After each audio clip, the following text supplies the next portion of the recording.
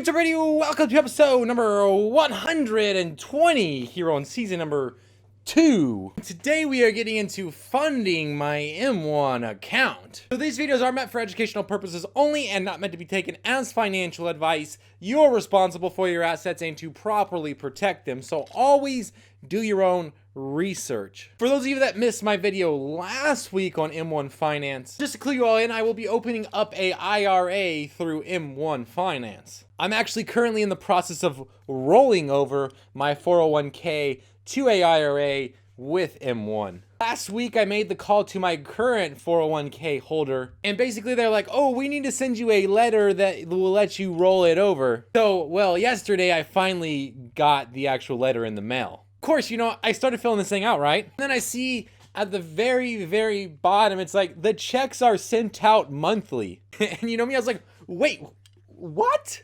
You mean to tell me that I won't have my M1 account funded until June? You guys, let me be clear, this is not M1's fault at all. Wells Fargo currently holds my 401k, and well, they like to make sure that they can literally seize you for every last penny. I mean, it's not cool, but it is what it is, coach, right? I guess that's the kind of cards I dealt myself when I signed up for that account. Which is why I'm glad that I'll be switching my 401k into a Roth IRA or to an IRA and transferring that over to M1 Finance. Because, you know, M1 Finance, well, it's free. So as it stands right now, I'll have to make a few adjustments into how I'm going to fund that account. I'll soon start making those regular deposits that I always talk about on my channel. I guess for me, it was just one of those things that I was really excited about, like having my first M1 Finance recap for May. I mean, I'll eventually get over it, so. Anyways, more M1 Finance videos will be coming out, rolling out soon.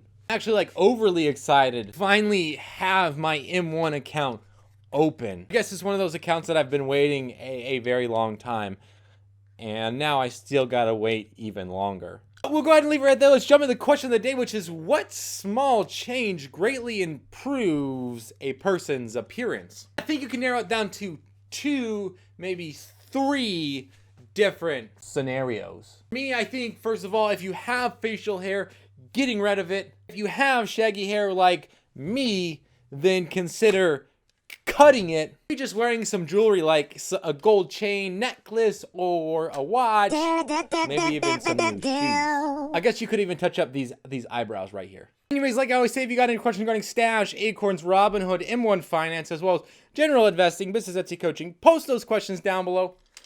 Please don't forget to subscribe right up here and check out my first video on M1 Finance. Check out this video right here. And as always, thank you for watching. I really appreciate it.